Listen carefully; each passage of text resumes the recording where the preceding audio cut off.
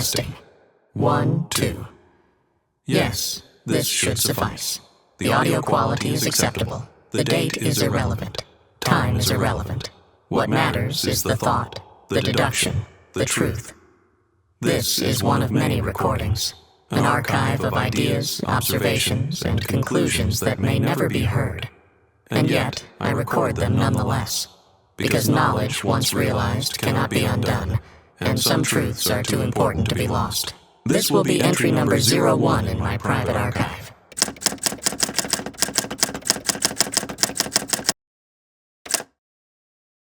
The human mind is a labyrinth, a maze of perception, bias, and unseen influences. Most will never question the thoughts that form within them. They will accept their beliefs, their desires, their fears, all without ever asking, where did they come from?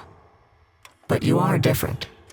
You have begun to wonder, to see the cracks in the foundation of reality, to sense that something is not as it seems.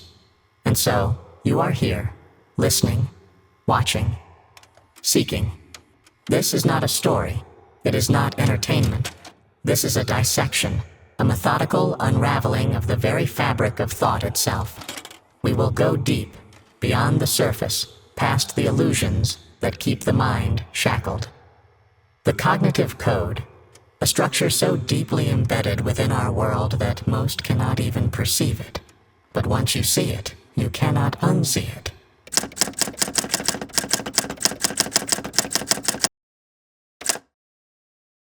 We begin with a question. Not just any question, but the question that lingers beneath every action, every belief, every system. Why do we think the way we do? Thought is not an accident. It is structured, conditioned, and in many ways dictated by forces beyond our immediate awareness. Before we can even speak of control, ideology, or truth, we must first uncover the architecture of thought itself. From the moment we are born, our cognitive pathways are shaped. Language, culture, education, all of these form a framework that influences not only what we think, but how we think. This framework, though seemingly unique to each person, follows patterns, predictable pathways that societies rely upon. They do not teach you how to think freely. They teach you how to think in ways that sustain the existing order. It is not a conspiracy, but a necessity of civilization. Structure demands predictability, and predictability demands a common code. This is the cognitive code, a set of unspoken rules that govern perception, logic, and ultimately, control. The real question is, who writes this code? And more importantly, can we rewrite it ourselves? Our world is a maze of narratives, each designed to shape the collective mind. The education system tells you what knowledge matters. The media tells you what is relevant. Social norms dictate what is acceptable. The collective mind absorbs these inputs, and in doing so, reinforces them. The cycle continues, and very few ever pause to ask, is this truly my own thought, or has it been placed in my mind by something unseen?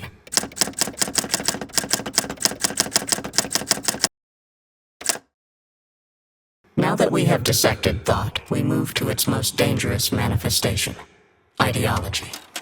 Ideology is the most effective tool of control, more powerful than any law, weapon, or government. Why? Because it does not require external enforcement.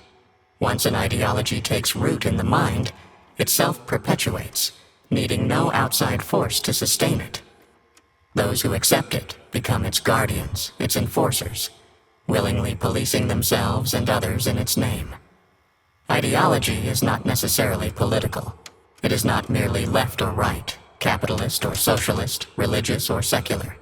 It is a system of belief that structures perception. It tells you what is right and wrong before you even ask the question. It becomes a lens through which the world is filtered, and in doing so, it ensures that certain ideas become unthinkable. The most effective ideological systems do not appear as ideologies at all. They present themselves as truth. When a belief system convinces you that it is not a belief system, but simply the way things are, it has achieved total dominance over the mind. This is the highest form of control, control that is not seen as control. History is filled with examples of ideological shifts that were once unchallenged and later revealed as mechanisms of power. But how many of today's unquestioned beliefs will be seen in the same way a century from now? The question is not whether you believe in an ideology, but whether you are aware of the one you already serve.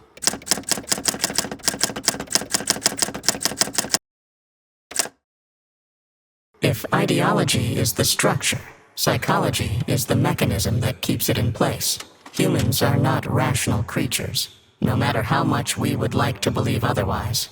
We are emotional, reactive, and susceptible to influence. The true battleground is not in politics or philosophy. It is in the subconscious. Desire is manufactured. The things you want, the things you fear, the things you think will make you happy. All of these are, in part, programmed responses. Advertisers, corporations, governments, and social engineers understand this well. They do not need to force control upon you. They simply shape what you desire, and you will do the rest on your own. Consider the illusion of choice. A world where you can choose between 100 brands, 1,000 distractions, 1,000,000 voices. This, we are told, is freedom. But is it truly choice when all options lead back to the same fundamental structure? True freedom is not in picking between options. It is in the ability to reject the framework itself. The mind can be conditioned to want what is bad for it and reject what is good. This is the essence of control. Once a system makes you crave your own subjugation, its power is complete. How many people fight to defend the very systems that oppress them? How many hold beliefs that serve others while thinking they serve themselves? To understand control, you must first understand your own mind.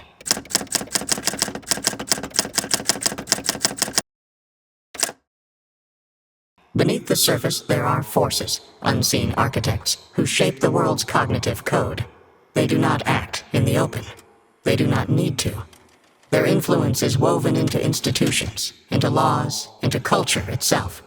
Governments come and go, but these forces remain, directing the tides of thought over centuries. Who are they? And more importantly, what do they want? The answer is not found in a single entity, but in a network. A system of influence that ensures continuity across generations. It is not about conspiracy, but about the mechanisms that keep power consolidated. The key to control is simple.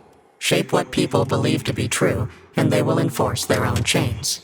If you have listened this far, then you are already beginning to break free.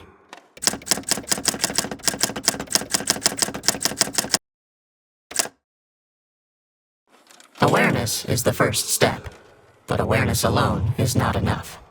To break the cognitive code, one must do more than question.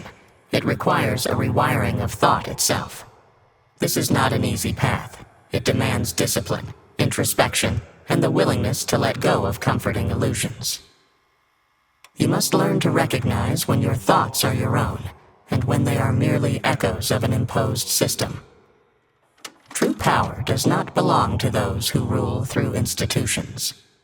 It belongs to those who master their own mind. Only then can one truly see. And once you see, there is no turning back.